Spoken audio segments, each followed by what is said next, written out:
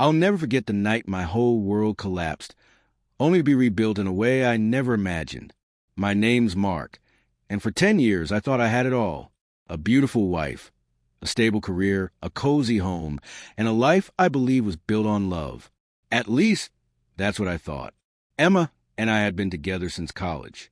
She was the kind of woman everyone noticed. Warm smile, intelligent eyes, charm that could light up any room.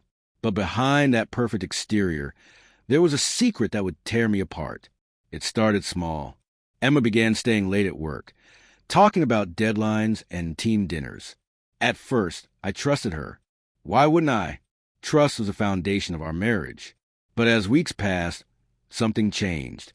Her laughter felt distant, her eyes colder, and her phone seemed glued to her hand, always locked, always face down. Something inside me whispered that the woman I loved wasn't the same anymore. One Friday, she said she had a work event. I kissed her goodbye and told her to enjoy herself. But as soon as she left, that gnawing feeling wouldn't let me go.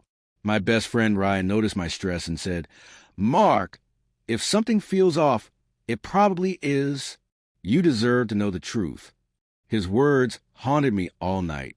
So I did something I never imagined I would. I followed her. It was drizzling, quiet rain that hides tears. Her car led me to a fancy hotel on the edge of town.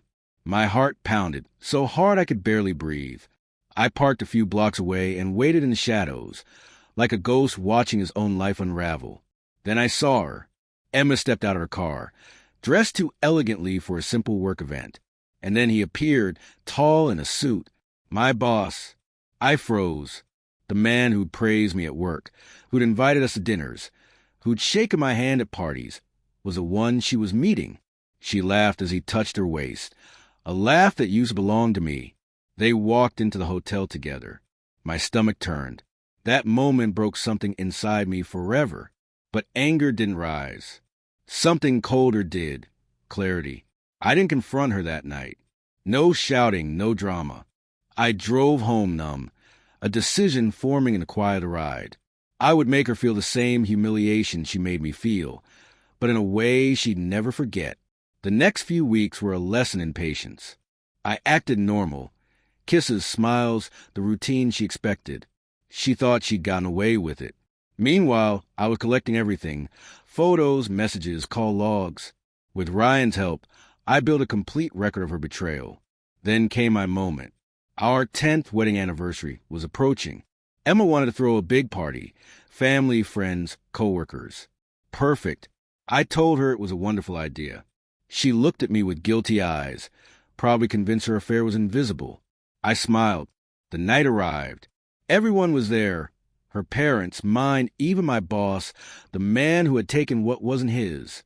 Emma stood beside me, smiling for the cameras, pretending to be the perfect wife. I raised my glass for a toast. 10 years. I began. 10 years of love, laughter, and trust. But tonight, I want to celebrate something even more powerful. The truth. The room went silent. Emma's smile faltered. I turned on the TV behind us. A slideshow began.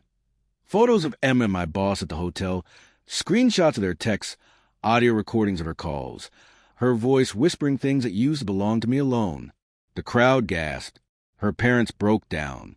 My boss went pale. Emma dropped her glass, hands trembling, face streaked with tears and shock. I stayed calm. For 10 years, I gave my heart to someone who didn't value it. But tonight, I take it back. To everyone here, I'm sorry you had to witness this. But I refuse to live a lie any longer. Then I turned to Emma. You wanted a celebration. Here's your truth. I hope it's everything you dreamed of. I walked out, head held high, leaving her standing in the ruins of her own deception. The following weeks were chaos. Emma called, texted, begged for forgiveness. She claimed it was a mistake, that she never meant for it to happen. But betrayal isn't accidental. It's a choice.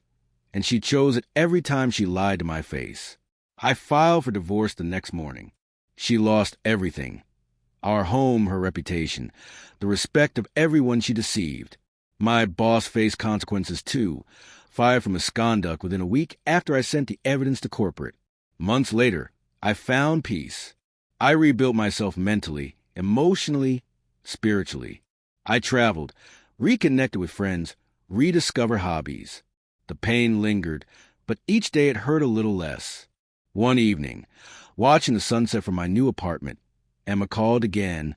Against my better judgment, I answered. "Mark," she whispered, trembling, "I'm so sorry. I lost everything because of my mistake." I took a deep breath. "No, Emma, you didn't lose everything. You gave it away." And with that, I ended the call, closing a chapter that once defined me but no longer controlled me. Today, I'm stronger than ever. Betrayal can destroy you only if you let it. Sometimes, the best revenge isn't chaos or anger. It's moving forward with grace, building a life so beautiful that those who hurt you can only watch from a distance, regretting what they threw away. Emma cried because of what she lost. I smiled because I finally found myself. The lesson? Revenge doesn't always mean cruelty. The most brutal revenge is showing you're unbreakable. When someone betrays you, don't beg for love. Rise above it.